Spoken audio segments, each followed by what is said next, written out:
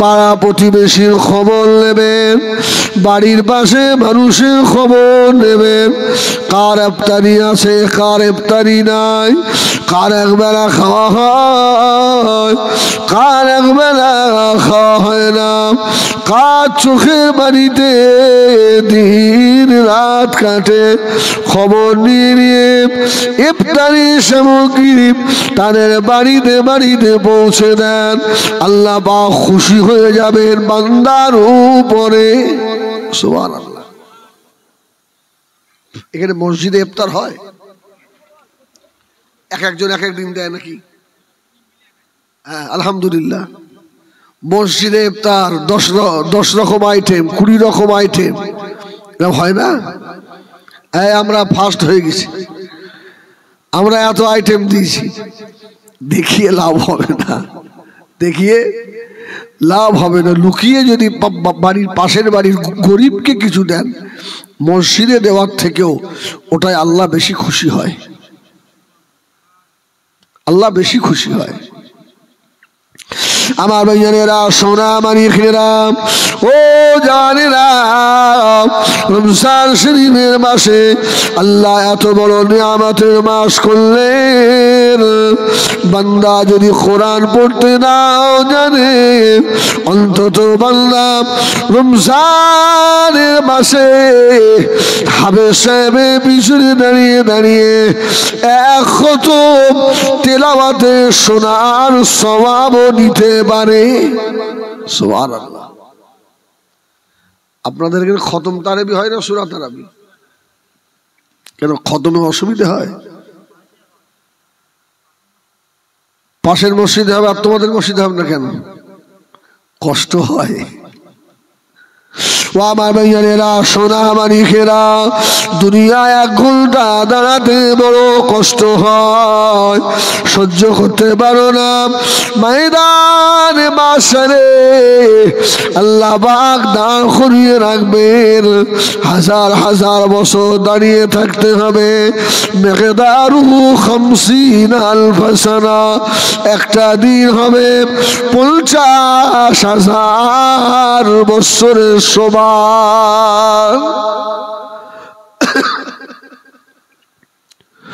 ও ময়দানে মাশরে ওই কঠিন বিপদের দিনে, মুসিবতের দিনে আল্লাহ পাকের রোজাদার বান্দা বান্দিদিগকে রোজার প্রতিদান আল্লাহ পাক নিজে হাতে দেবেন। জোরে বলুন সুবহানাল্লাহ। আস-সাওমু লি ওয়া আনা আজিজ বিহি। আল্লাহ বলছে রোজা আমার জন্য এবং এর প্রতিদান আমি আল্লাহ নিজেই। জোরে বলুন সুবহানাল্লাহ। নামাজের প্রতিদান আল্লাহ নিজে হাতে দেবে বলেনি, কোরআন তেলাওয়াতের প্রতিদান আল্লাহ নিজে হাতে দেবেন কথা বলেননি, কিন্তু আল্লাহ বলেছেন রোজার প্রতিদান আমি আল্লাহ নিজে দেব। সুবহানাল্লাহ।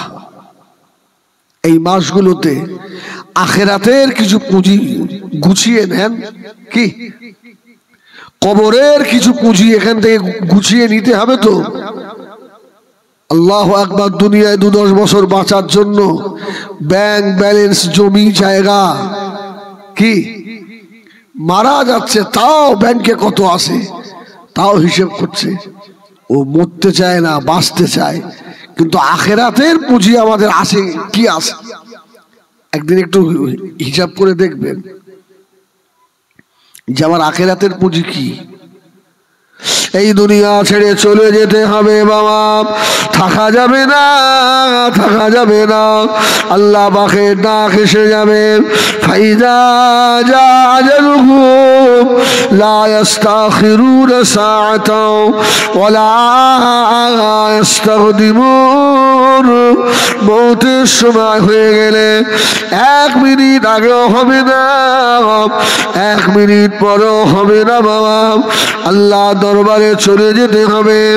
যত বড় ইমাম সাহেব হন, পীর সাহেব হন, হাজী সাহেব হন, মুবাল্লিগ সাহেব হন, কাউকে সময় দেওয়া হবে না বাবা।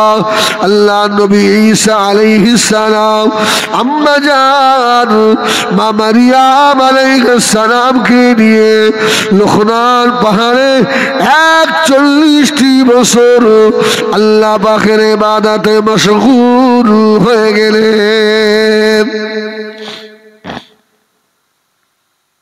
নবী ঈসা আলাইহিস সালাম মাকে নিয়ে ইবাদতে আসে।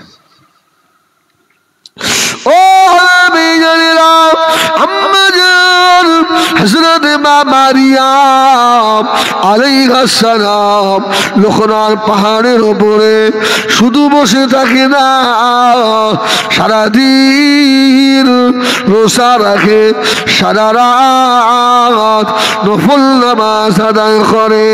আম্মা জান মা মারিয়াম আলাইহিস সালামের লোকনার পাহাড়ের উপরে ইফতারি করার মতো কোন ফল ছিল না বাবা।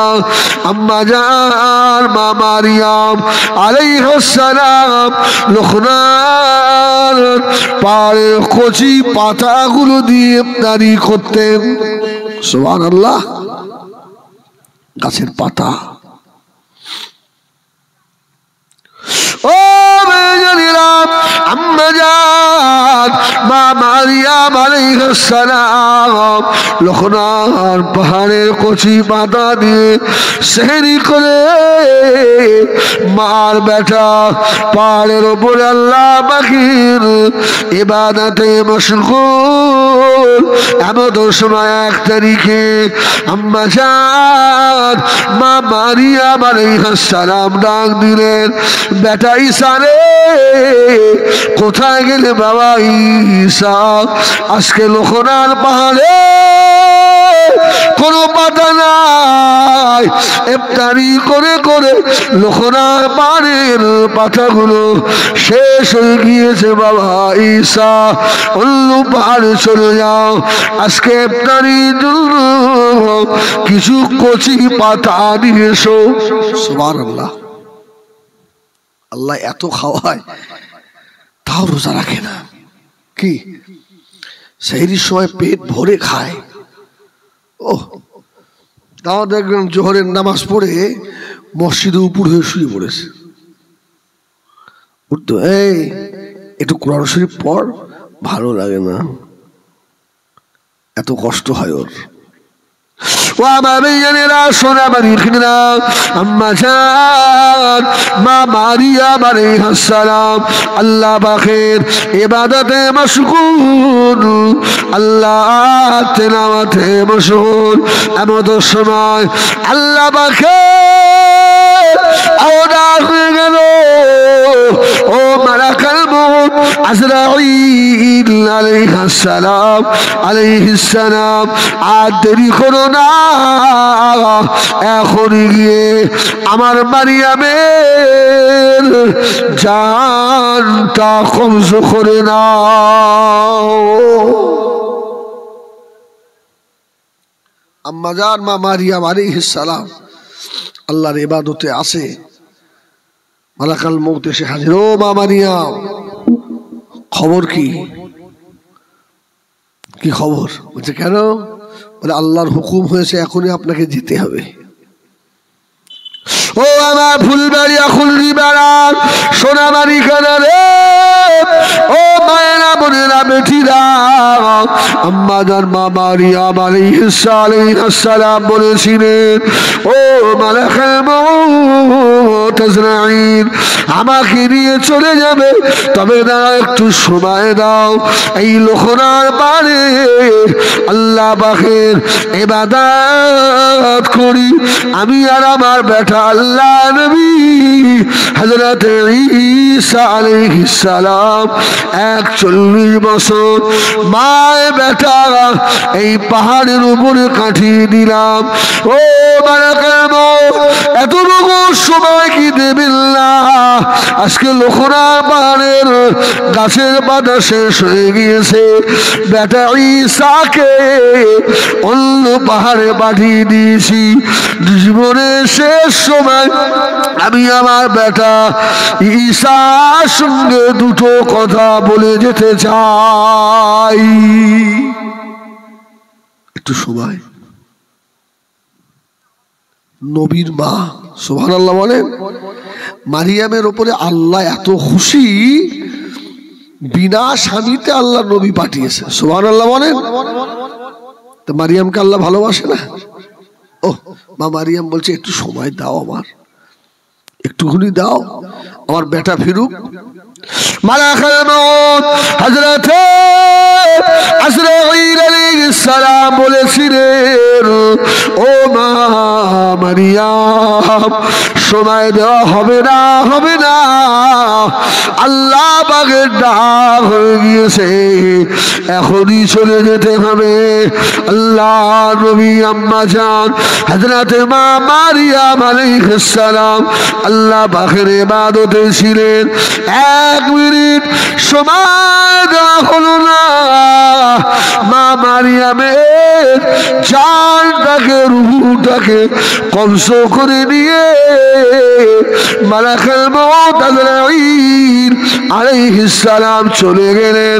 আম্মা জান মা মারিয়াম আলাইহিস সালাম লোকনার পাহাড়ের উপরে শুয়ে পড়েছেন। শেষ। আল্লাহ আল্লাহ নবী হযরত ঈসা আলাইহিস সালাম অন্য পাহাড় থেকে কচি পাতা নিয়ে এসে লোকনার পাহাড়ের উপরে উঠলেন। উঠে দেখে কিনা আম্মা জান আর পাহাড়ের উপরে শুয়ে পড়ে আছেন। ঈসা সালাম মনে করেন আমার আম্মা জানে বয়স হয়ে গিয়েছে, আমার আম্মা জান আল্লাহ পাকের ইবাদত করে আমার মায়ের কষ্ট হয়ে গিয়েছে, মা ঘুমিয়ে গেছে, আমি আমার আম্মা জানকে জাগাবো না, আমি আমার আম্মা জানকে ডাকবো না। আল্লাহ নবী ঈসা আলাইহিস সালাম আম্মা জান মা মারিয়াম আলাইহিস সালামের মাথা ধরে চুপ করে বসে রয়েছে। জোরে বলুন সুবহানাল্লাহ। নবী হওয়া যাই হও, মা মাই, সুবহানাল্লাহ বলেন। অনেক ছেলে আছে রমজান শরীফে, মা শুধু চাল ছোলা দিয়ে ইফতারি করে। অনেক বেটা আছে মাকে মা বলে ডাকে না। তোর রোজা হবে? তোর রোজা হবে? তুই তো জাহান্নামী বেটা, তুই তো জাহান্নামী ছেলে, তোর রোজা রেখে লাভ নেই। তুই যখন মা বাপের সঙ্গে ভালো ব্যবহার করবি না, রমজান শরীফে মা সেহরিতে কি খেলো, ইফতারিতে কি খেলো, এমন বেটা হয়েছে একটু খবর নিলে না, তোমার রোজা আল্লাহর দরবারে যাবে না। আবার অনেক বেটা আছে দেখবেন মাকে ছাড়া ইফতারি করে না, সুবহানাল্লাহ বলেন, আছে না? এসো মা, সব এক জায়গায় বসে হ্যাঁ সেহরির সময় মাকে ডেকে নিয়ে আসে, হ্যাঁ মাকে নিয়ে পাশে বসে সেহরি খায়। এসব সন্তানদের উপরে আল্লাহ খুশি, জোরে বলুন সুবহানাল্লাহ। আল্লাহ রাজি। আর যে বেটা ভোরের বেলা সেহরিতে উঠে ভালো মন্দ খায় আর বুড়িমা গুড় আর পানি দিয়ে দুগাল খেয়ে আল্লাহ বলে শুয়ে পড়ে আর আফসোস করে, আল্লাহ আমার ব্যাগটা একটু খোঁজও দিল না, আমার তো সেহরি কি হবে? ও আমার বিজনেরা, সোনা বাড়ি খেরাও, আম্মা জান মা মারিয়াম আলাইহিস সালাম আল্লাহ পাকের ডাকে সাড়া দিয়েছেন। আল্লাহ নবী ঈসা আলাইহিস সালাম জানে না মা মারিয়াম আলাইহিস সালামের মাথার ডানে চুপ করে বসে রয়েছেন। ও বিজনেরা, ইফতারির সময় হয়ে গিয়েছে। আম্মা জান মা মারিয়াম আলাইহিস সালাম তখনও ওঠেন না। ও আমার ভাইজানেরা, আল্লাহ নবী ঈসা আলাইহিস সালাম মনে মনে করে, আয় আল্লাহ, আমার আম্মা জান ঘুমিয়ে রয়েছে, আমি ঈসা যদি আমার মাকে ডাকি, যদি বেয়াদবি হয়ে যায়, আমার মা যদি কষ্ট পেয়ে যায়, আল্লাহ আমি ঈসার উপরে নারাজ হয়ে যাবে, আমি আমার আম্মা জানকে জাগাবো না।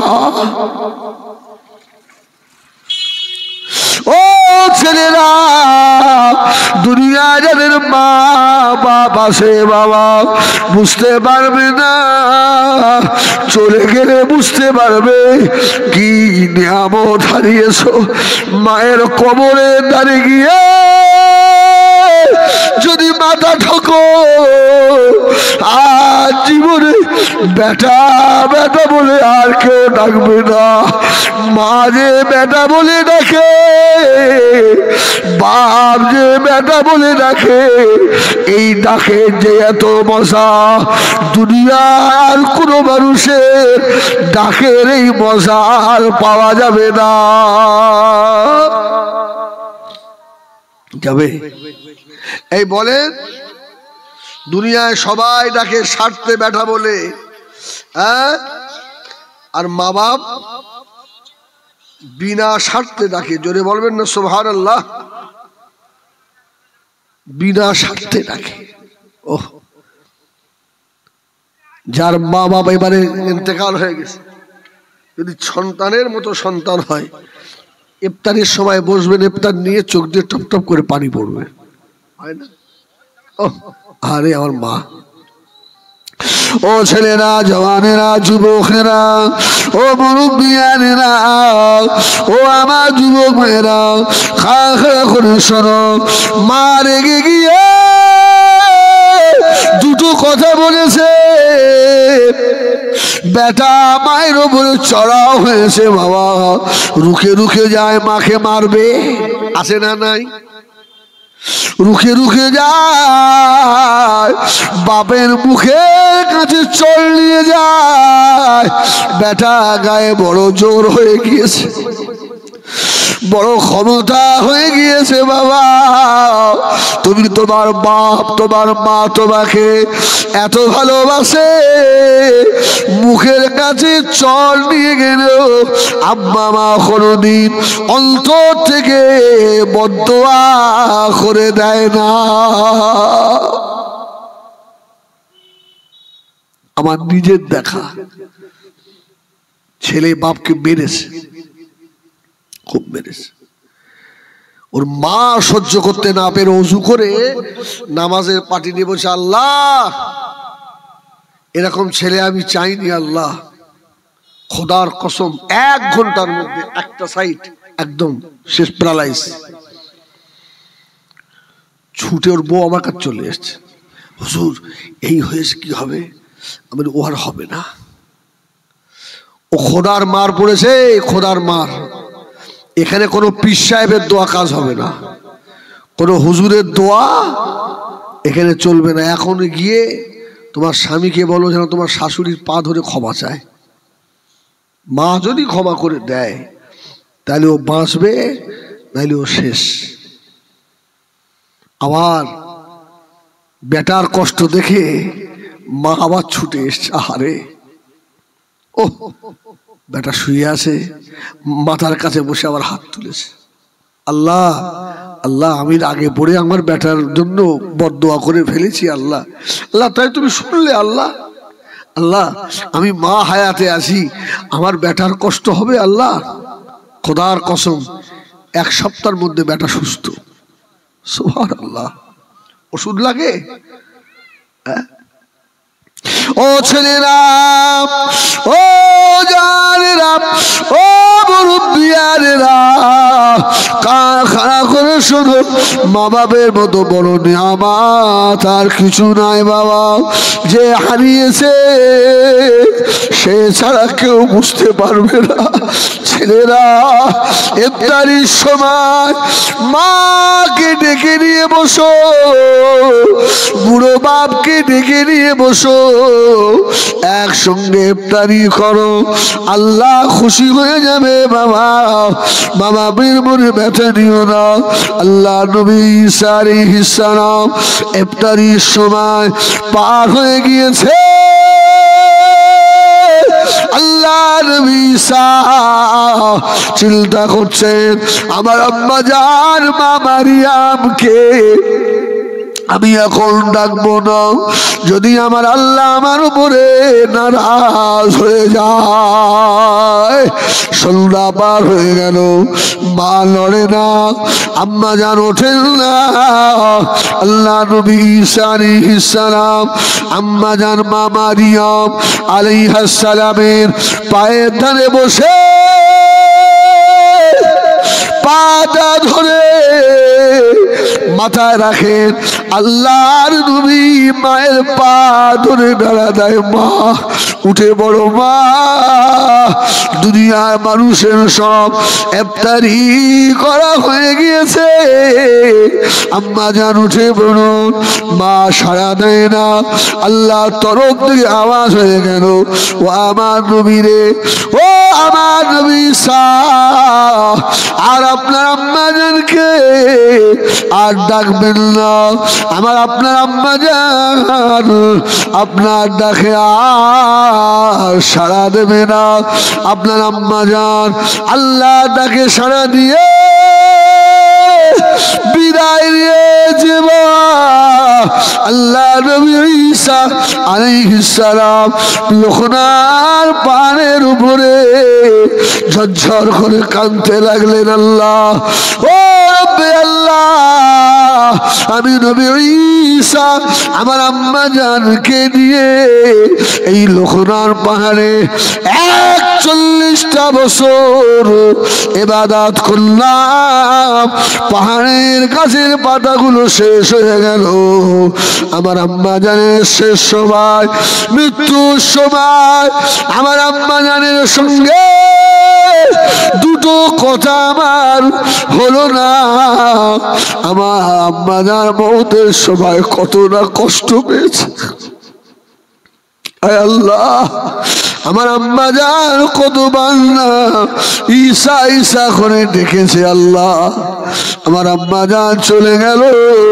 আল্লাহ নবী ঈসা আলাইহিস সালাম মায়ের লাশের পাশে বসে বসে রোনাজারি করে চরম দুঃখিনী মায়ের মুখে হাত বোলায়, মা 41টা বছর তোমাকে নিয়ে থাকলাম, মা আজকে বেটা ঈসাকে পর করে রেখে চলে গেলে। বাবা, অনেক সময় দেখবেন যে ছেলে মা বাপকে বেশি ভালোবাসে, ওই মা যখন চলে যায় বেটা মায়ের মুখে হাত বোলায়, মা গো কে আর আমার মুখে হাত দেবে, মা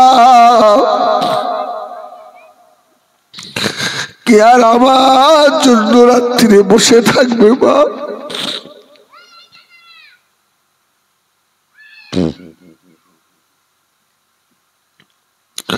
ও সোনা মানিকেরা রে, আল্লাহ নবী ঈসা আলাইহিস সালাম চিন্তা করছেন, আমার আম্মা জান যখন ইন্তেকাল হয়ে গিয়েছে, আমার আম্মা জানের লাশ তো দাফন করতে হবে এই পাহাড়ের উপরে,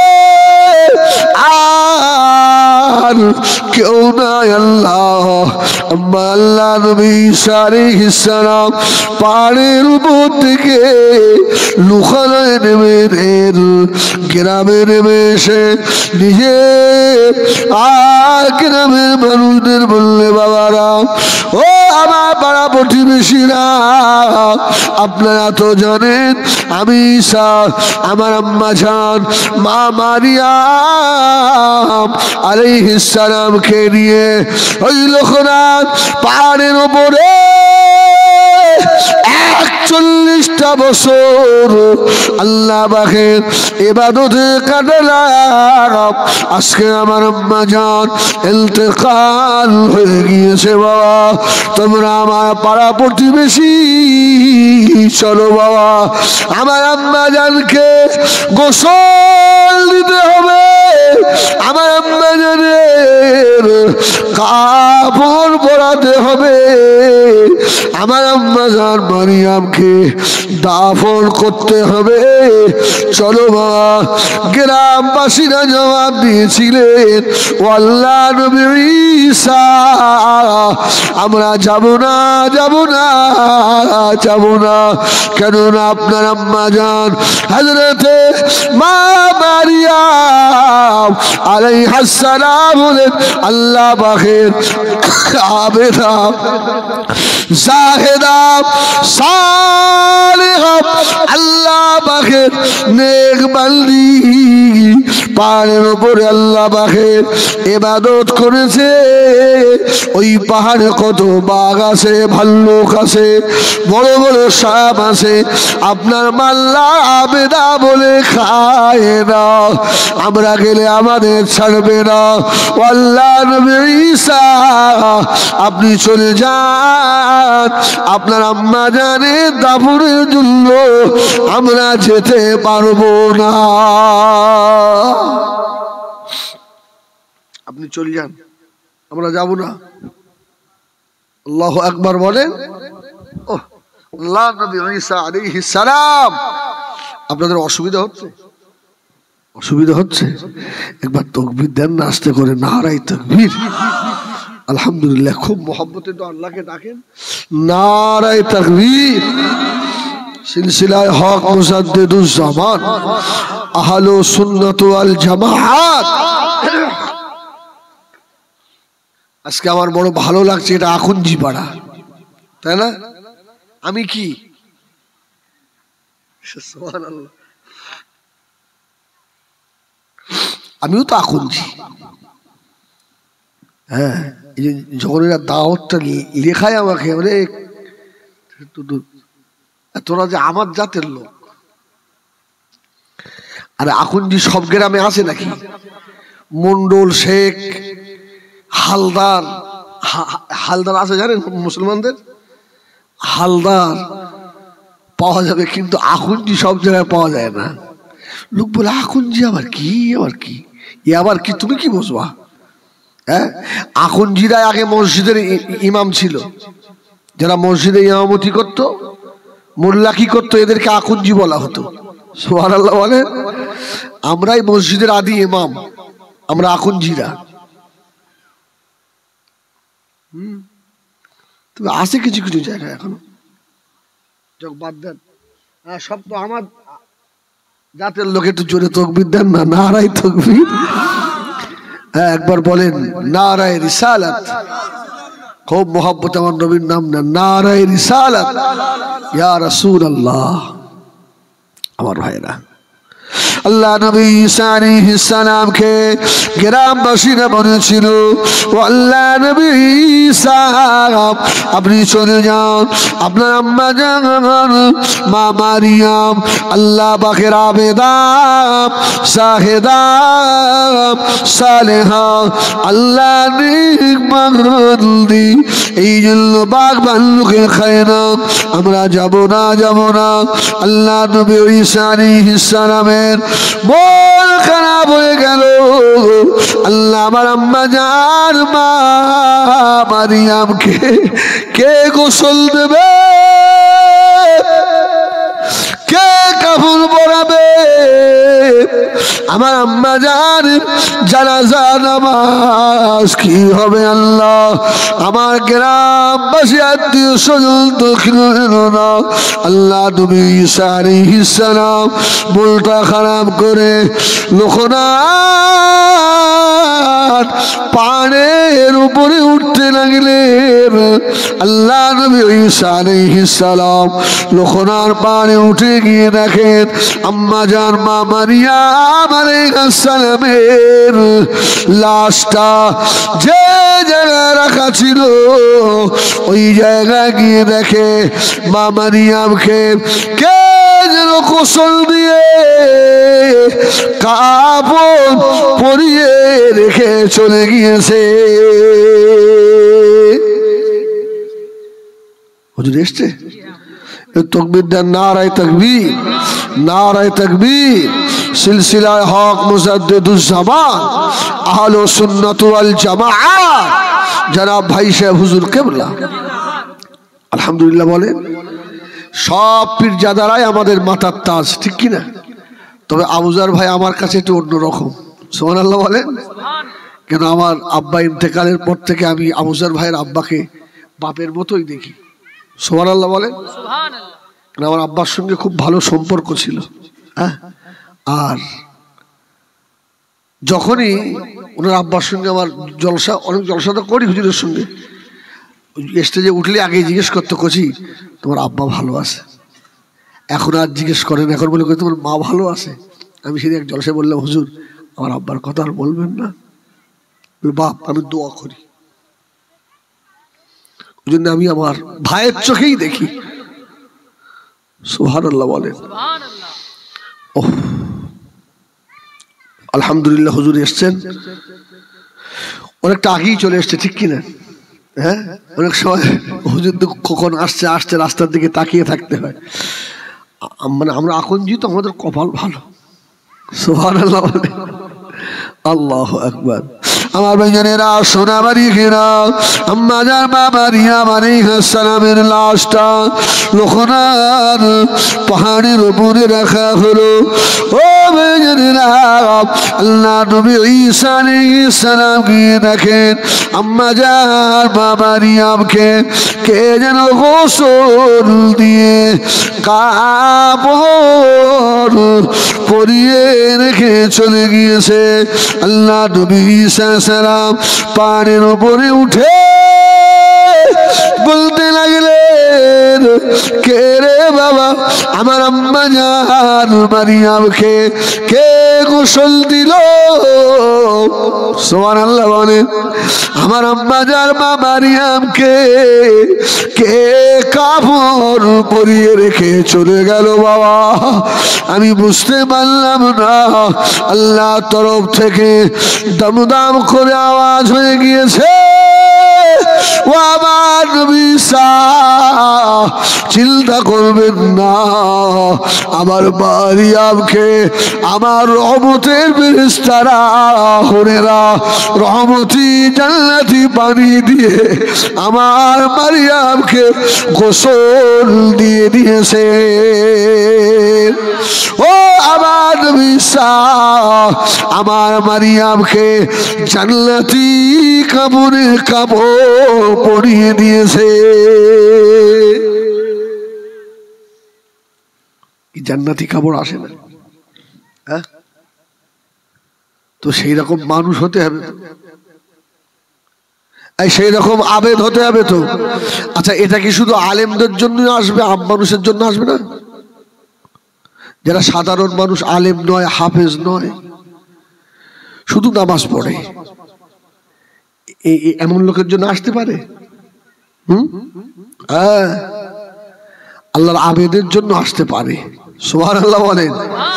আল্লাহ শুধু আলেম হাফেজ দেখে না, অনেক আম মানুষ আছে এত তাকওয়া করে আলেম হাফেজও পারে না, আছে না? হ্যাঁ, অনেক আম মানুষ আছে আল্লাহকে এত ভয় করে,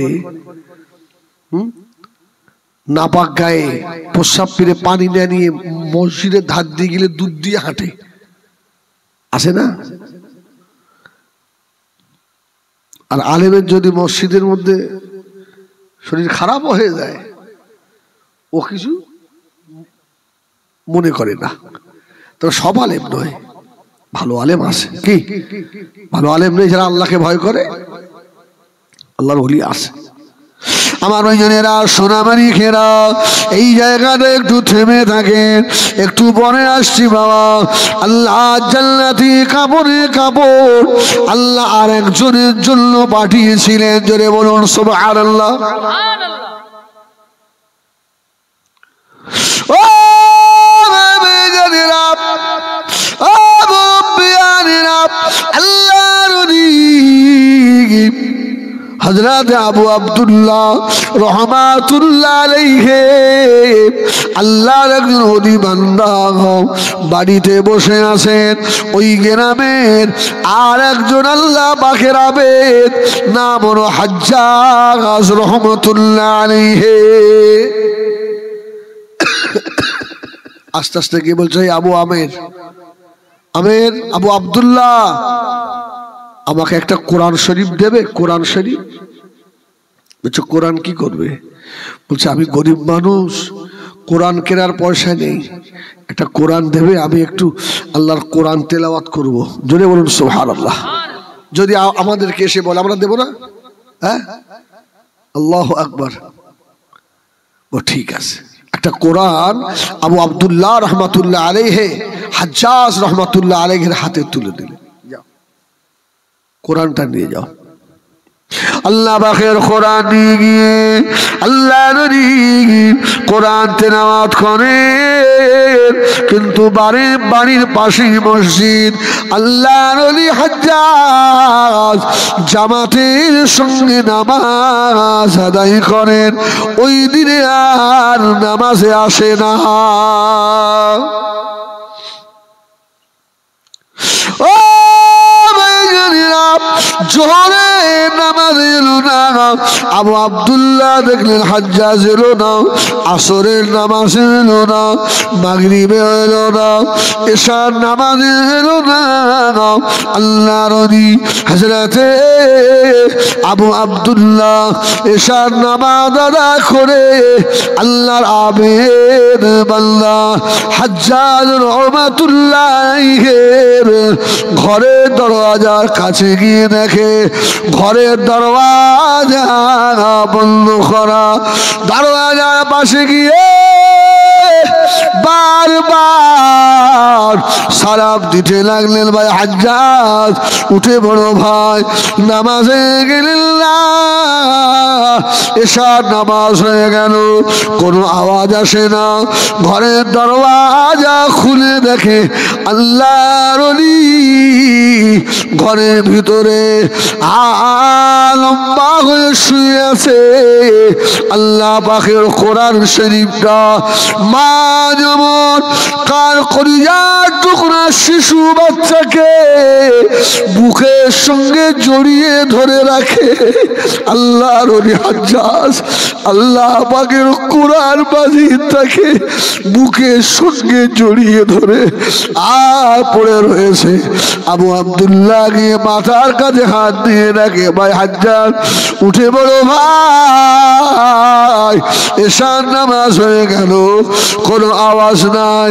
ভালো করে ধরে দেখে আল্লাহর ওলি হাজ্জাজ দুনিয়ায় নাই, আল্লাহটাকে সারা দিয়ে বারজাখের মানুষ হয়ে গিয়েছে। আবু আব্দুল্লাহ পাশে দাঁড়িয়ে পাগলের মতো কাঁদছে, আল্লাহ তোমার কোরআনের এত ভালোবাসে, আল্লাহ কোরআনের এত মোহাব্বত করে, কোরআন বুকে করে চেপে ধরে রেখে ছাড়ে না। আল্লাহর ওলি কোরআনটাকে কেড়ে নিয়ে ওপরে তুলে রাখলেন। চিন্তা করছে আল্লাহর ওলি হাজ্জাজকে কে গোসল দেবে,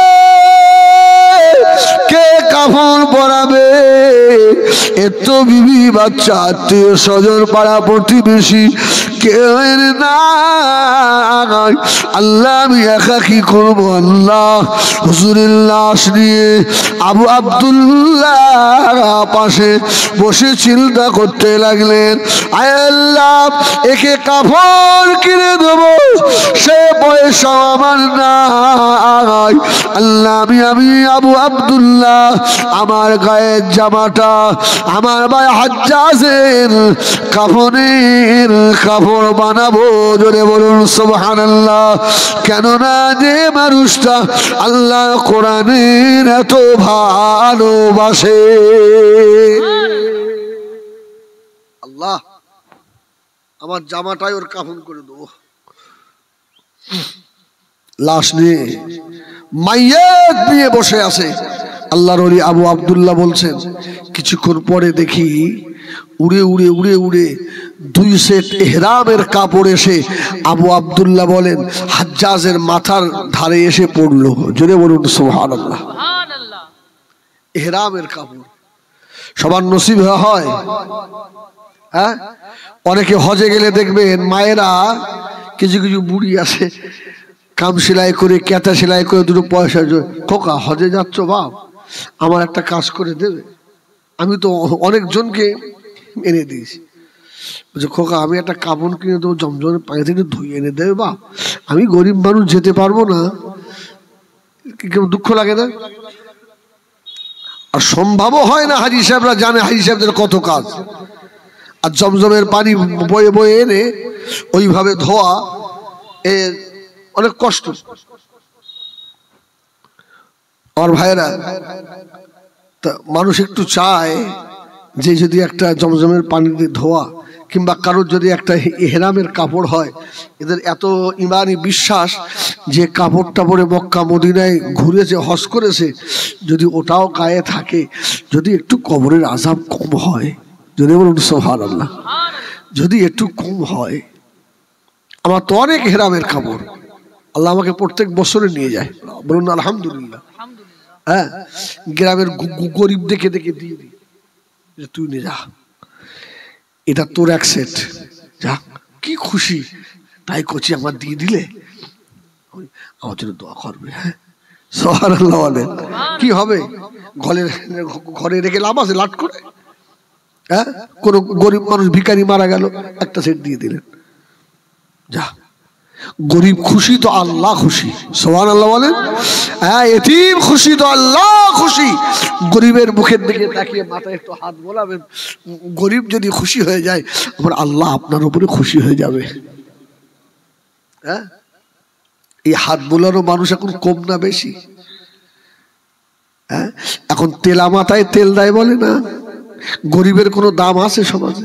হ্যাঁ, দেখান দিন যে একদম গ্রামের নিঃস্ব গরিব মসজিদ কমিটির সেক্রেটারি নেয়, ওর যেদিন কমিটি হবে সবাই মসজিদে ঘুরছে, ওকে পাশে দাঁড়িয়ে তুই যা বাড়ি যা, তুই তুই আইস কেন, কিছু বুঝিস তুই? ও বোঝে না। আর গ্রামের সুদখোরটা খুব ভালো বোঝে, ওকে খাতা পেনলে চুপ করে বসে দাও, সব ধরা পড়বে আল্লাহর দরবারে, সব ধরা পড়বে। ऐसा मार मारবে খোদা। হ্যাঁ, আল্লাহু আকবার। মসজিদ কমিটি, মাদ্রাসা কমিটি, জলসা কমিটিতেও এদের লাই না। তুই ক টাকা দিস, তুই ক টাকা দিস, তুই আর তুই সেক্রেটারি হবি? আর বেচারা দুঃখ করে মনটা খারাপ করে, আল্লাহ আজকে আমার পয়সা নেই বলে এরা আমার দাম দিল না। আল্লাহ আল্লাহ বলে যা, তোকে ওরা দাম না দিক, আমি আল্লাহ তোর দাম দেই। সুবহানাল্লাহ, আমি আল্লাহ তোর দাম দেই। সেদিন দেখবি ওই ধনীগুলো রাস্তার ধারে হা করে দাঁড়িয়ে থাকবে, আমি আল্লাহ তোকে 500 বছর আগে জান্নাত দেবো। সেদিন বুঝতে পারবি আজকে গরিবের মসজিদ থেকে তাড়িয়ে দিচ্ছ, কমিটিতে নাও না, জলসা কমিটিতে ওদের দাম নেই, মাদ্রাসা কমিটিতেও নেয় না। গরিবের মেয়ের বিয়েতে যদি 2-1টা ধনীর দাওয়াত করে, আমি দেখি তো ভাই একটা জগ একটা শাড়ি হাতে করে নিয়ে কাউরার বাচ্চা যাচ্ছে। হ্যাঁ, কেন কি আস্তে আস্তে রাত্রে বলতে পারলে না এই তুই তো গরিব মানুষ, এত খানা করছিস, টাকা কোথায় পেয়েছিস? এই নে 5,000 টাকা নে না। আর বলবি নি তোর মেয়ের বিয়ে হচ্ছে, এই 5,000 টাকা রাখ, হ্যাঁ যা তোর মেয়ের একটা কানের দিয়ে দেবো। সুবহানাল্লাহ বলেন। এই কাজগুলো করেন দিন। আল্লাহ বান্দার কোন কাজে যে খুশি হয়ে যাবে, ছোট্ট একটা কাজে আল্লাহ যদি খুশি হয়ে যায়, ওই কাজটাই নাজাতের ওসিলা হয়ে যাবে। সুবহানাল্লাহ। কিন্তু আমাদের কাজ তো আলাদা। কি? রমজান মাসে যাকাত দেবে। যাকাত তোর বাপের। এই তো আর কদিন পরে যাকাত শুরু হয়ে যাবে। হিসাব করে তো কম লোক যাকাত দেয়। যে লোকগুলোই যাকাত দেয়, গ্রামের ধনী মানুষ, দেখবেন ওরা একটা ডেট ঠিক করেছে, 27 রমজান ছাড়া হবে না। গরিব মানুষ ভিখারি সে বলছে 2-1 দিন আগে থেকে দাও না। আমরা 5টা বাড়ি ঘুরি তো, 27 রমজান তোমাদের ফুলবাড়ি যদি আসি, হ্যাঁ আবার ওইদিকে যেতে হবে, অনেক গ্রাম বাবা, যা দেবে দাও। হবে না, সেই 27 রমজান আসতে হবে। নাম লিখিয়ে রেখে যাও। এই ধনী, তোর বাপের টাকা। ওই গরিবটা তো তোর কাছে এসেছে তোকে জাহান্নাম থেকে বাঁচানোর জন্য। সুবহানাল্লাহ বলেন। তুই যাতে আমার হক খেয়ে জাহান্নামী না হোস। ও যদি তোর বাড়ি এসে বলছে আমার হকটা আমার দে, তোকে তো আল্লাহ অনেক দিয়েছে, 2.5 টাকা ওটা আমার দে। আর ওর টাকা নিয়ে আবার ধনী মুস্তানি করছে, নাম লিখে রেখে দাও। ऐसा मार খোদা মারবে যারা এইভাবে যাকাত দেয়। এদের মারির হাফ টাইম হবে না। আবার শাড়ি দেয়, শাড়ি আছে না, শাড়ি এমন শাড়ি দেয়, হাবড়া শিয়ালদা সব দেখা যায়। রমজান শরীফে কাপড়ের দোকান গিয়ে দেখবেন, আর যেসব কাপড়ের দোকানদাররা খারাপ মালগুলো যাকাতের জন্য নিয়ে আসে, আমার তরফ থেকে এদের উপরে খাস বদদোয়া থাকলো। দেখবেন আপনি শাড়ি কিনতে যাবেন, হুজুর যাকাতের মাল এসছে, যাকাতের মাল। তার মানে কি, কোথাকার ড্যাম মালগুলো সব অল্প টাকায় নিয়ে এসে 100 টাকা 150 টাকায়, আর সেই মালগুলো গরিবকে দেবে। ছি ছি ছি, এটা আল্লাহ খুশি হবে? আল্লাহ খুশি হবে কি? ভাই রাগ করছেন নাকি? আর ভাই রাগ করো না আমার সোনা।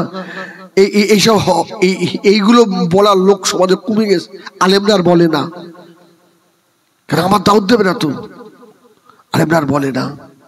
আর যে আলেমগুলো নিজের দাওয়াতের লোভে বলবে না, আমি অন ক্যামেরায় বলছি, কাল কিয়ামতে আল্লাহ পাকের দরবারে হাসরের মাঠে সবকটা আসামি হবে, সবকটা আসামি। আমার বাড়িতে একবার আমার সেজো ভাইটা যাকাত দেবে, আমাকে বলছে বড় ভাই আপনার হাত দিয়ে শুরু করুন। আমি তো বুঝিনি যে এই হবে। জোহরের নামাজ পড়ে গিয়ে সবাই ফকির লাইন দিয়ে, আমি 3টে ফকিরের হাতে দিয়েছি, দিয়ে বলছে কচি এবার তুই দে, আমার আর জীবনে ডাকবি না। আমার চোখ দিয়ে টপ টপ করে পানি পড়ছে। আল্লাহু আকবার। রমজান মাসে না খাওয়া মুখগুলো শুকিয়ে গেছে। আমার কাছ থেকে 100 টাকা নেবে, আর আমি লাট সাহেব বসে বসে 100 কোটি টাকা জাকাত দিচ্ছি, 200 টাকা দিচ্ছি, আর একটু বেশি হবে না? যা দিয়েছি তাই নিয়ে যাও। ইস, গরিবের মনে ব্যথা দিও না বাবা, এতিমের মনে ব্যথা দিও না বাবা, তোর কপাল পুড়ে যাবে। আল্লাহ তোকে আজকে ধনী করেছে, তুই যাকাত দিস রে। তোর বাড়িতে গিয়ে ভিখারিরা হাত পেতে বসে থাকে, আমার আল্লাহ তোকেও ভিখারি বানাতে আমার আল্লাহর সময় লাগে না। নদীর কুল ভাঙে ও কুল গড়ে, এই তো নদীর খেলা। সকাল বেলার ধনী রে তুই, ফকির সন্ধ্যা বেলা।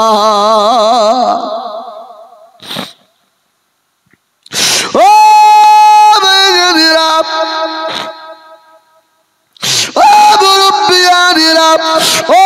মায়েরা বোনেরা বেটিরা কান খাড়া করে শোনো বাবা, আল্লাহর ওলি হযরত হাজ্জাজ রহমাতুল্লাহ আলাইহি হুজুর গরিব মানুষ, তবে হাজ্জাজের মুহাব্বত ছিল আল্লাহর কোরআনের সাথে। জোরে বলুন সুবহানাল্লাহ।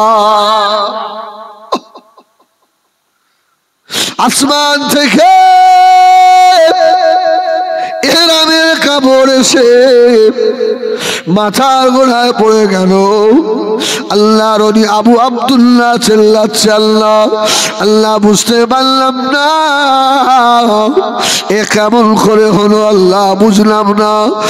গাইবি আওয়াজ হতে লাগলো, এ আমার আবু আব্দুল্লাহ চিন্তা করো না, আমার হাজ্জাজ আমি আল্লাহ আমাকে খুশি করে ফেলেছে। জোরে বলুন সুবহানাল্লাহ।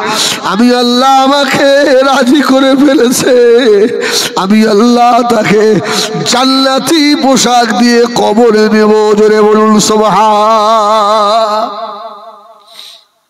চিন্তা করছে আল্লাহ এর জানাজায় লোক হবে, এর জানাজায় লোক হয় কি ভাই? গরিব মরে গেলে লোক কম হয় না বেশি? আবার যদি দেখে যে আজকে জানাজায় গেলি 41 খানার দাওয়াত দিয়ে দেবে, লোকের ভিড়। ও সুদখোরের মুখটা একবার দেখে গেল, কাউরার মুখটা দেখে চলে গেল। আর জীবনটা সত্যিকারের ভালো, সারা জীবন জন খেটে খেয়েছে, কারণ মেরে খাইনি। মানে সেই ওই বয়সে আব্দুর রহিম সে ভ্যান চাঁদ মরে গেছে, ওকে ভালো ওর মুখটা দেখলে তো নেকি হতো। আর গ্রামে 5 তলা বাড়ি সুদখোরের মুখ দেখলে তোর গোনা। আল্লাহু আকবার। রাগ করছেন? আরে রাগ করবেন কেন? আমিও তো আকনজি। সুবহানাল্লাহ বলে। হ্যাঁ ঠিক আছে, আর সময়ও বেশি না, 8 ঘন্টা আছে। একবার দরুদ শরীফ আল্লাহুম্মা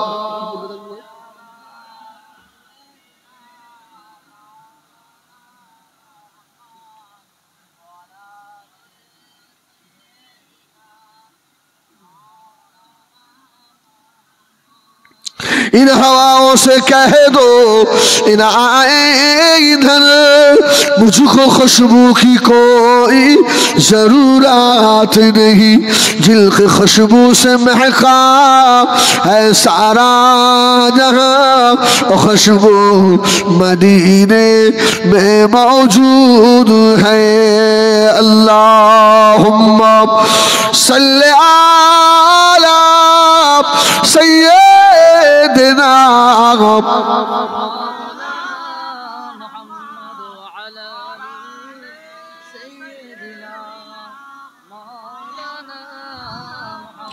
ও আমার মেয়েরা সোনা মানিকেরা, আল্লাহর ওলি আবু আব্দুল্লাহ মনে মনে করেন কে জানাজা পড়বে, এর তো আত্মীয় স্বজন কেউ নাই।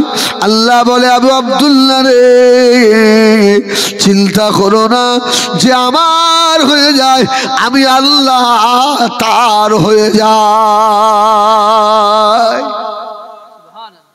ও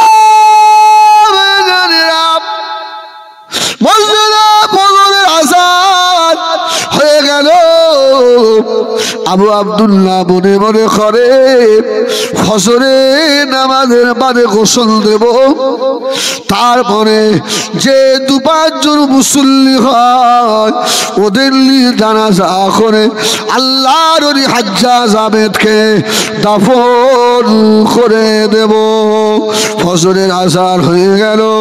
আসসালাতু খায়রুম মিনান নাওম।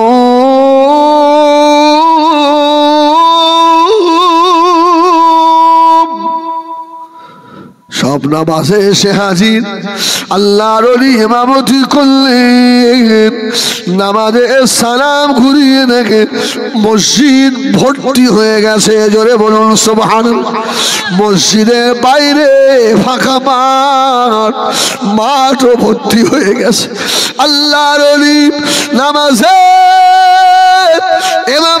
করে ঘুরে বসলেন, বসে ফিরে দেখে আল্লাহর ওলির পিছনে জগৎ বিখ্যাত আল্লাহর ওলি হযরতে মালিক ইবনে দিনার রাহমাতুল্লাহ আলাইহিও বসে রয়েছে। জোরে বলুন সুবহান।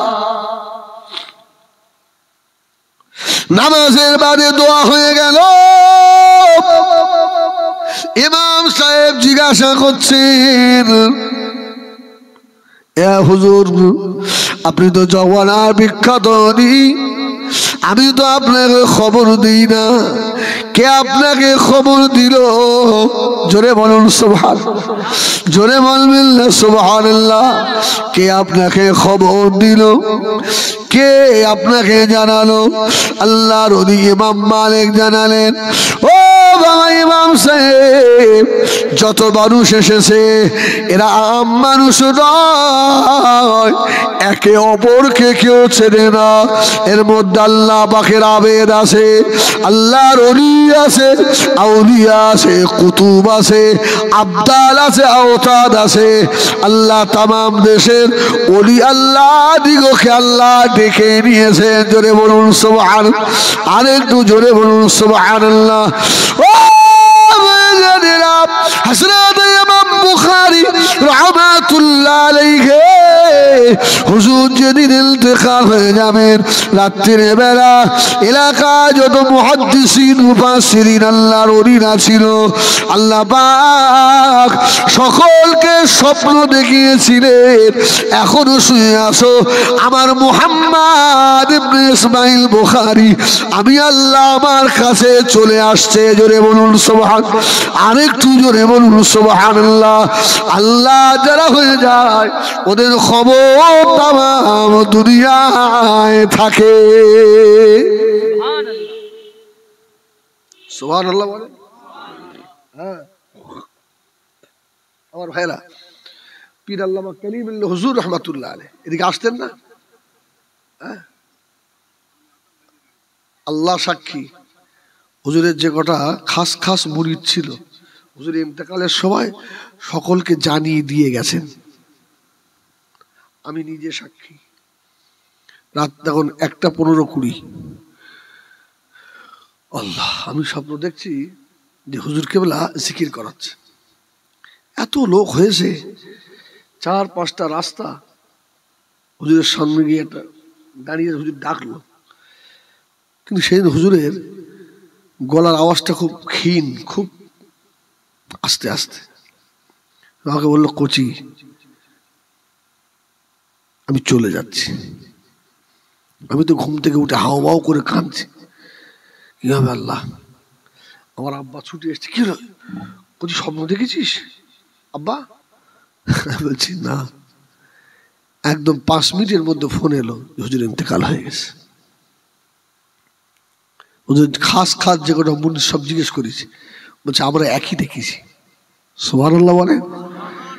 এই জন্য আল্লাহর ওলিদের সঙ্গে যাদের মহব্বত ভালোবাসা থাকে, এরা যাওয়ার আগে জানিয়ে দিয়ে যায়।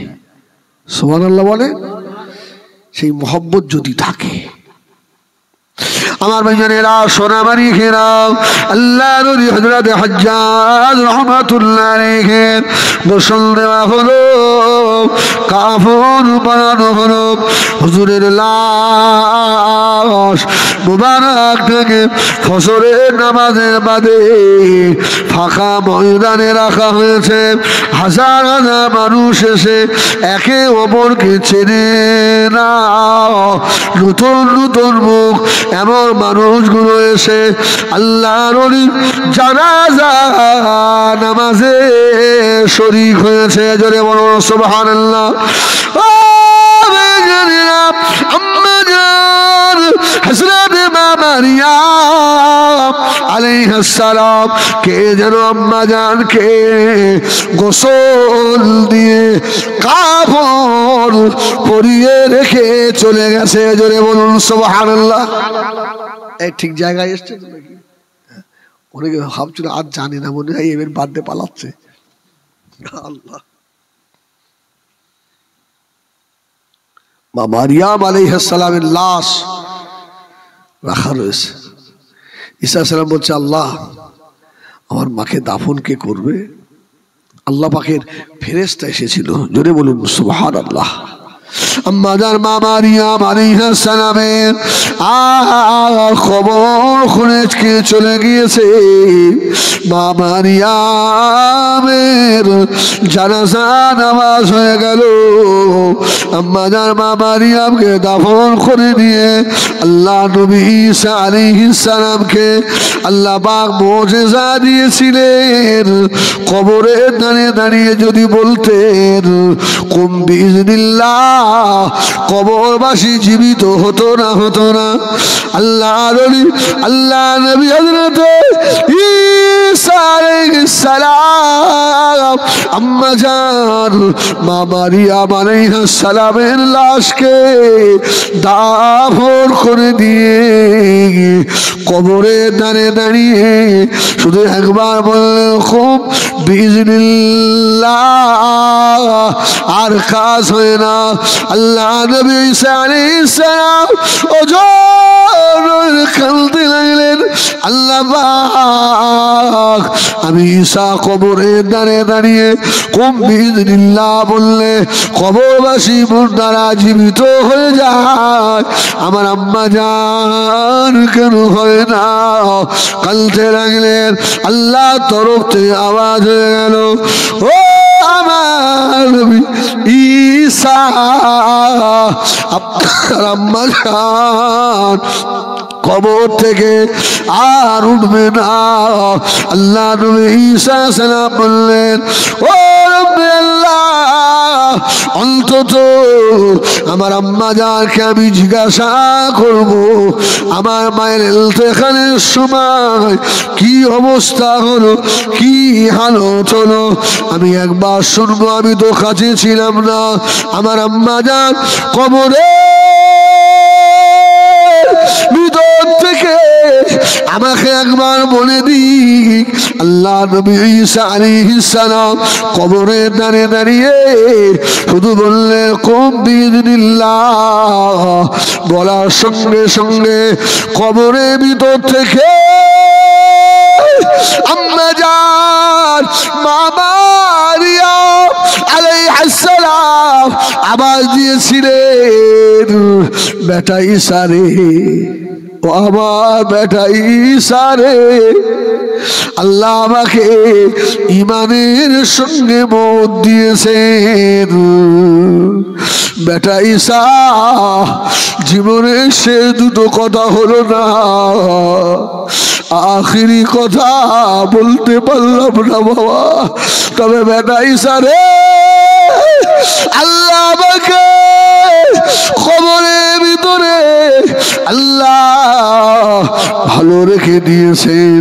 ও আমার সোনা মালিকেরা, মা মারিয়াম আলাইহিস সালামের মতো মানুষকে যদি এক সেকেন্ড সময় দেওয়া না হয়, আমার আপনার সময় আছে নাকি?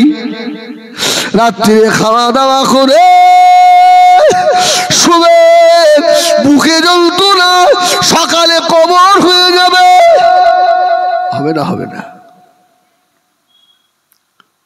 ও বেজনীরা, সোনা মানিকেরা, এই জন্য আল্লাহ কোরআন জানিয়ে দিলেন, লাউলা তামুতুন্না ইল্লা ওয়া আনতুম মুসলিমুন, বান্দা মুসলমান না হয়ে মরে যেও না, মরে যেও না, মরে যেও না।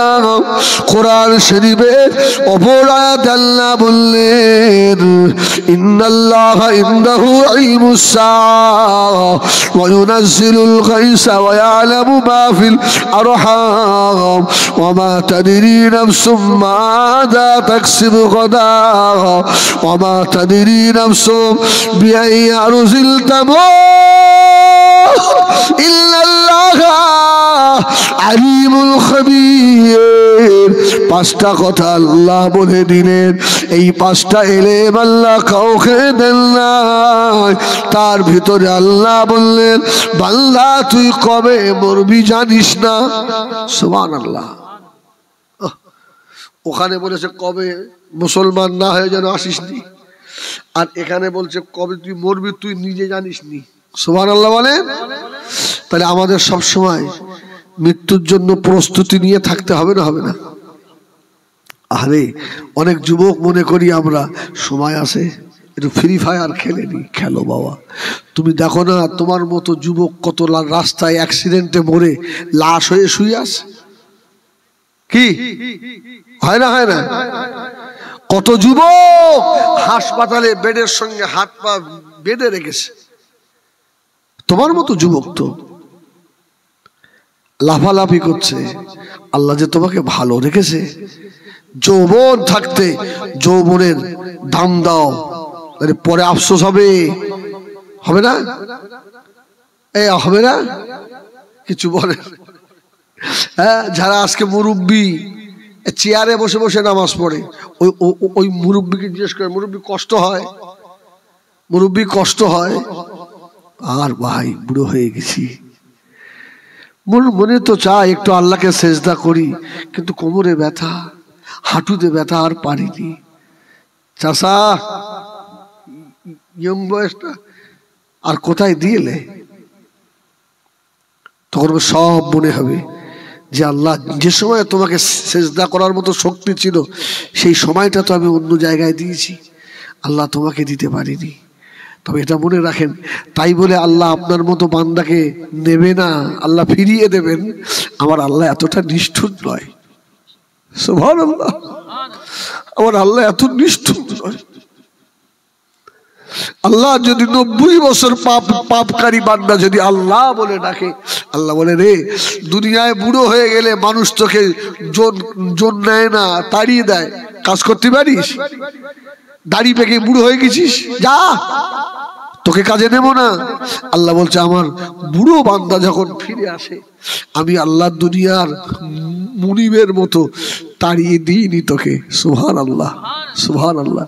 বান্দা তোর যখন দাড়ি পেকে যায়, আমি আল্লাহ তোর মর্যাদা আরো বাড়িয়ে দিই। সুবহানাল্লাহ, সুবহানাল্লাহ। আমি তোর সেই রব, তোর দাড়ি পেকে গেল, তোর মর্যাদা বাড়িয়ে দিলাম। তোর যে ফজরের নামাজ কাজা হলো বান্দা, তোর মনে একটু কষ্ট হলো না? আমি তোদের সেই রব রে, তোদের জন্য এত সুন্দর জমিন দিয়েছি, এত সুন্দর জমিন। এখন বলেন এই জমিনের নিচে পানি আসে না নেই? আগুন আসে না নেই? যদি এই জমিনটাকে আল্লাহ তুলোর মতো নরম করে দিতেন, কি এখানে 20 তলা ঘর হতো? আল্লাহ বলছে বান্দা রে, তো তোদের সুবিধার জন্য আমি আল্লাহ করে দিয়েছি, কি সুন্দর ছাদ করে দিয়েছি, দেখ একটা খুঁটিও নেই। সুবহানাল্লাহ, সুবহানাল্লাহ। আমি তোদের সেই রব। হ্যাঁ, এই আমাকে তো আল্লাহ বলে ডাকবি না? হ্যাঁ, আমি আল্লাহ তোকে অক্সিজেন দিয়েছি, আর ওই কি বলে আপনার কার্বন ডাই অক্সাইড, খারাপ হাওয়াটা বার করিস। আমি আল্লাহ যদি এক্ষুনি অক্সিজেনকে বলে দিই হিজবুল্লাহর কাছে আর যাবিনি, আমার বউ, আমার বাচ্চা, আমার মা, কি আমার যারা মহব্বতের ভালোবাসার, কারোর কথা স্মরণ থাকবে? হ্যাঁ, তাই এতটুকু আজকে ভাববেন যে আল্লাহ দামি অক্সিজেনটা দিয়ে আমার এত মানুষের সঙ্গে মহব্বত ভালোবাসা রেখেছে। আমি ফজরে ঘুম থেকে উঠে আমার ওই রবকে একবার আমার রবের পায়ে মাথা রেখে সুবহান রাব্বিয়াল আলা বলে ডাকলে আমার রব খুশি হবে। সুবহানাল্লাহ বলেন, সুবহানাল্লাহ বলেন। একটু বালিশে মাথা দিয়ে ভাবেন তো, ভাবেন, সবাই আমরা ভাবি, আমিও ভাবি যে আগামীকাল কি ওয়াজ করবো, আগামীকাল জলসায় কি হবে, কিভাবে বলবো, এটা আমাকেও ভাবতে হয়। আর আপনারা যারা চাষ করেন, হ্যাঁ, আপনাদেরও ভাবতে হয় যে এবারে কি ফসল লাগাবো, কিভাবে চাষ দেবো, কিভাবে মাল, ভাবেন না? এটা দুনিয়া, কিন্তু সব ভাবেন, কোনো অসুবিধা নেই। তবে 10টা মিনিট যখন দুনিয়া ভাবা হয়ে যাবে, এবার 10 মিনিট বলুন আল্লাহ এবার আমি আখিরাত নিয়ে ভাববো 10 মিনিট। খোদার কসম আপনার ফজরের নামাজ কাজা হবে না। আমি হিজবুল্লাহ বললাম আপনার ফজরের নামাজ কাজা হবে না। শুধু ভাববেন আজকে এই ভালো বিছানায় শুয়ে আছি, আল্লাহ কালকে তো এই সময় আমার বিছানাটা মাটির হতে পারে, কি হতে পারে না? এইভাবে ভাববেন। ইস আল্লাহ আজকে আমার গায়ে দামি কম্বল, কালকে তো একটা সাদা থানও থাকতে পারে। হ্যাঁ, আজকে আমার পাশে আমার বিবি, কাল তো আমার পাশে কেউ নাও থাকতে পারে। একটা সরু ঘরে আমাকে থাকতে হবে একা। ইস, আমি কি করলাম? খোদার কসম আমি হাতে না ধরে পায়ে ধরে বলবো, এই জন্য জিকিরের থেকেও ফিকিরের দাম বেশি। কি বললেন? জিকির অবশ্যই দামি, কিন্তু এর থেকে দামি ফিকির করা, নিজেকে ভাবানো। যে মানুষটা ফিকির করেছে আল্লাহর ওলি হয়ে গেছে, আল্লাহর ওলি হয়েছে। আমাদের সব আছে, জিকির আছে, লেকিন ফিকির নেই। ঠিক বললাম না ভুল বললাম? শুধু আপনাদের না, আমারও তাই। এক্ষুনি নামবো 10:30, আবার দৌড়বো আরেকটা জলসরে মাল যদি দুটো হয়। ঈশান নামাজ পড়েছিস? হেজবুল্লাহ, ঈশান নামাজ পড়েছিস? রাত্রি পড়বেন, তাহলে আমার কি হবে? আমার মায়ের হাফ টাইম হবে। আমার সোনা, বেয়াদবি মাফ করেন। আমি আপনাদের সন্তানের মতো হাতে না ধরে পায়ে ধরে বলবো, হ্যাঁ, যে পিছনের জিন্দেগি যা হওয়ার হয়ে গিয়েছে, আগামী কাল থেকেই, রমজান থেকে নয়, আগামী কাল থেকেই, আজকে ফজর থেকেই নিয়ত করেন, আল্লাহ আর নামাজ কাজা করবো না। আল্লাহ আমি ভুল করেছি। আল্লাহ বলছে ফাউলাইকা ইউবাদদিলুল্লাহু সাইয়্যাতিহিম হাসানা ওয়া কানাল্লাহু গফুরার রহিমা। তোর পিছনে নামাজ কাজা, তোর পিছনে যত গুনাহ, আমি আল্লাহ সব নেকিতে ভরে দেবো। সুবহানাল্লাহ। এই সাবসিডি কে দেবে? এই সাবসিডি কে দেবে? যা, আমি আল্লাহ তোর নেকিতে ভরে দেবো, যা। সুবহানাল্লাহ বলেন আমার ভাই। এই জন্য হাতে না ধরে আমার মা বোনদেরও বলবো, পায়ে ধরে বলি, আল্লাহর রাস্তায় ওন্নাওয়ালা হয়ে যান, বোরখাওয়ালা হয়ে যান, নিজের মধ্যে শরম নিয়ে আসেন, লজ্জা নিয়ে আসেন। আল হায়া ও শুবাতুম মিনাল ঈমান। এই শরীরটাকে দেখিও না মা, আমার বোন, তুমি জানো না, তোমার শাশুড়ির দিকে একটু তাকিয়ে দেখো না, শাশুড়ির দিকে। তোমার আর কি দেখতে? তুমি তো দাঁত উঁচু, তোমার নাক মোটা, তোমার শাশুড়ির দিকে তাকিয়ে দেখো, কত সুন্দর ছিল তোমার শাশুড়ি। আজকে তোমার শাশুড়ির দিকে কেউ তাকায় না, চামড়াগুলো সব ঢিল হয়ে গেছে। তোমার এই টাইট থাকবে না, এই টাইট চামড়া একদিন ঢিল হবে না? হবে না? সব ঢিল হবে। হ্যাঁ, আগে মনে হতো দাড়ি ঠিক আসতো, এখন দেখি দাড়ি পাকে, আর কেউ তাকায় না। এদিনে বাচ্চা ছিলাম, হ্যাঁ, যেন মনে হচ্ছে সেই আম পাড়তে গেছি, সব কত আনন্দ করিস। আজকে আমি নানা, আমি দাদু হয়ে গেছি। এরপরে আমার কবর, এরপরে আমার কবর, আল্লাহ আমার কি হবে? এইভাবে ভাববেন, খোদার কসম একটু ভাববেন, কাজ হবে। দরুদ শরীফ আল্লাহুম্মা সাল্লি আলা সাইয়্যিদিনা মুহাম্মাদ ওয়া আলা আলি সাইয়্যিদিনা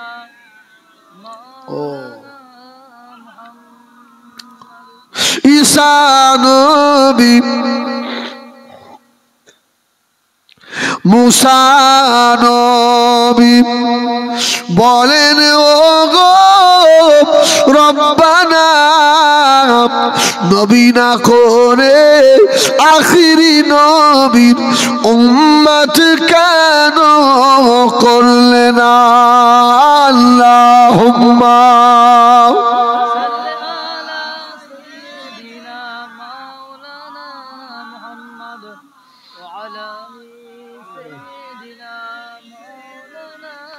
মক্কার বেদির কাবেরা সব নবীকে দেখলো নয়নে, উম্মত হইয়া না দেখিলাম, কি করিলাম জীবনে।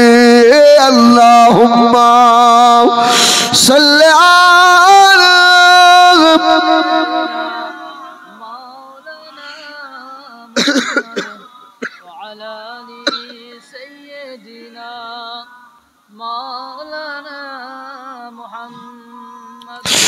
আমার ভাইজানেরা, সোনা মানিকেরা, ও জওয়ানেরা, যুবকেরা, ও মুরব্বিয়ানেরা, দুনিয়া ছেড়ে চলে যাবেন।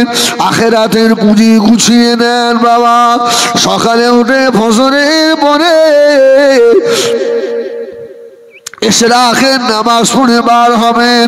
সারাদিন ঘুরতে ফিরতে সুবহানাল্লাহ সুবহানাল্লাহ আলহামদুলিল্লাহ লা ইলাহা ইল্লাল্লাহ আল্লাহু আকবার।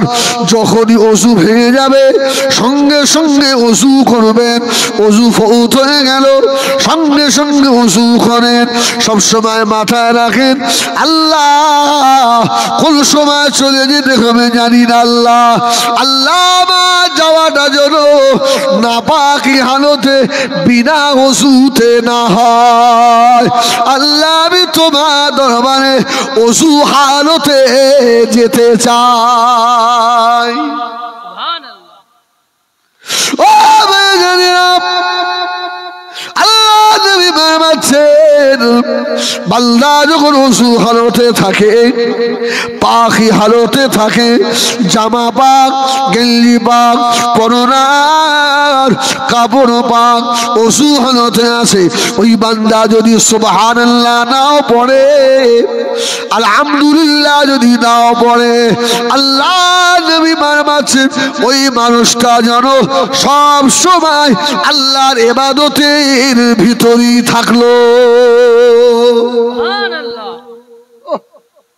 কত সাবসিডি, কত ছাড় আমাদের। আর আমার কিছু যুবক এখনো প্রস্রাব ফিরে পানি ব্যবহার করে না, আছে না? আমার ভাই, তোমাদের ভুল হচ্ছে। ভাই ভাই তোমার ভুল হচ্ছে, খবরদার ওকাজ করো না। প্রস্রাব ফিরে পানি না ফেলে কুলুক নাও, ঢিলা নাও।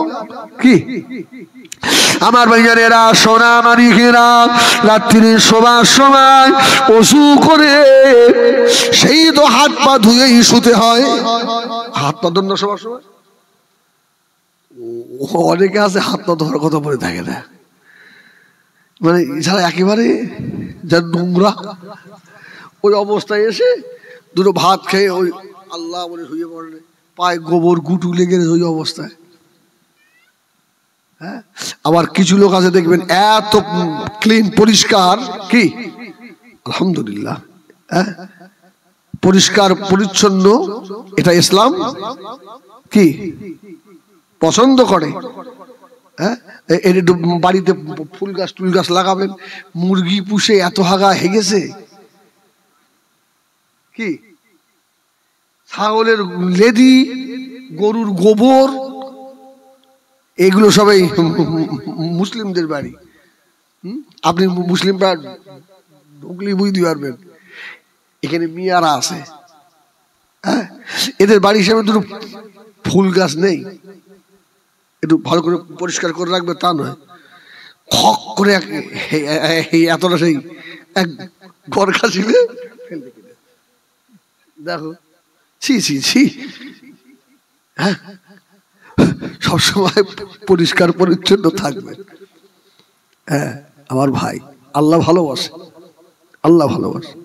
আমার ভাইজানেরা, সোনা মানিকেরা, ও জওয়ানেরা, যুবকেরা, আপনার জামাটা যদি ছেঁড়াও হয়, ওই জামাটা যদি পরিষ্কার পবিত্র হয়, ওই জামাটা আল্লাহর জিকির করে, আপনার লুঙ্গিটা যদি পুরাতন হয়, যদি পরিষ্কার হয় পবিত্র হয়, ওই লুঙ্গিটা আল্লাহর জিকির করে, আপনার টুপিটা যদি ছেঁড়াও হয়, পবিত্র যদি হয়, ওই টুপিটাও আল্লাহ পাকের জিকির করে। জোরে বলুন সুবহানাল্লাহ। আম্মা জান মা রাবিয়া বাসারি রাহমাতুল্লাহ আলাইহা ইন্তেকাল হয়ে গেলেন। আম্মা জান মা রাবিয়ার দাফন হয়ে গেল। ও আমার ভাইজানেরা, আম্মা জান মা রাবিয়ার একটা ভক্ত মুরিদির স্বপ্ন দেখছেন, আমাদের মা রাবিয়া জান্নাতের ভিতরে আর খাটের উপরে শুয়ে আছে। জোরে বলুন সুবহানাল্লাহ। মা রাবিয়া, ও আম্মা জান রহমাতুল্লাহ আলাইহা জীবনে ভালো কাপড় পরতে পারিনি বাবা, তবে আল্লাহর ইবাদত করে গিয়েছে।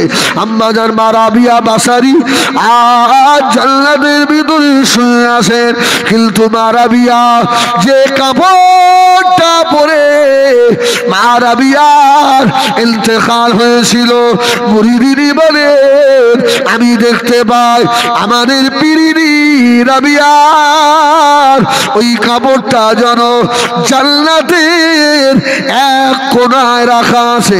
আমি জিজ্ঞাসা করলাম, ও মা রাবিয়া, আপনার ছেঁড়া কাপড় ওই জায়গায় কেন রাখা?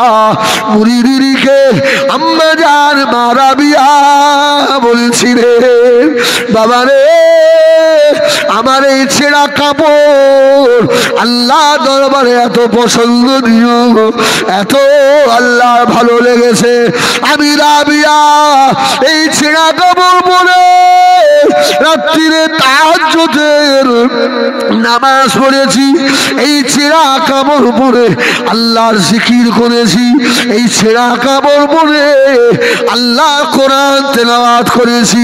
আল্লাহ পাক ফেরেশতাদেরকে বলে দিয়েছে, ও আমার ফেরেশতারা, আমার রাবিয়ার ছেঁড়া কাপড়টা ফেলে দিও না, ফেলে দিও না, জান্নাতের এক কোণে রেখে দাও। আমার রাবিয়া যখন আর মিজানের দাড়ি পাল্লায় নেকি আর মরি ওসল করা হবে, আমার রাবিয়ার নেকি যদি কম পড়ে যায়, আমার রাবিয়ার ছেঁড়া কাপড়টা মিজানের নেকি দাড়ি পাল্লায় চাপিয়ে দেওয়া হবে। সুবহানাল্লাহ, সুবহানাল্লাহ। যুবকেরে, তুই এমন একটা প্যান্ট পরিস তাতে তোর ইজ্জতের ক্ষতি হয় কি? ছি ছি ছি ছি, কেন ভাব? এই ভাই, তুই কেন বল? তুই তো যুবক, তুই তো এখন অ্যাডাল, এমন একটা প্যান্ট পরছিস নাভির নিচে, ছি ছি ছি ছি। হ্যাঁ, সব কথা তো আর মাইকি বলা যায় না, অনেক বক্তা বলে ফেলে, বলা ঠিক নয়। তোমার ইজ্জতের ক্ষতি না হয়। তোমার বাড়িতে একটা শিয়ানা বোন রয়েছে, তোমার বাড়িতে বড় ভাবি রয়েছে, তোমার মা রয়েছে, আর তুমি এমন একটা প্যান্ট পরে বসছো যাতে তোমার ইস বেইজ্জতি হচ্ছে না?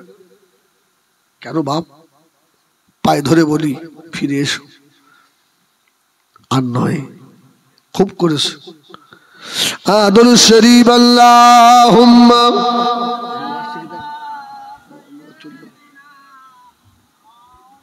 আব্দুল আলিম, এদিকে আয়। খবর কি?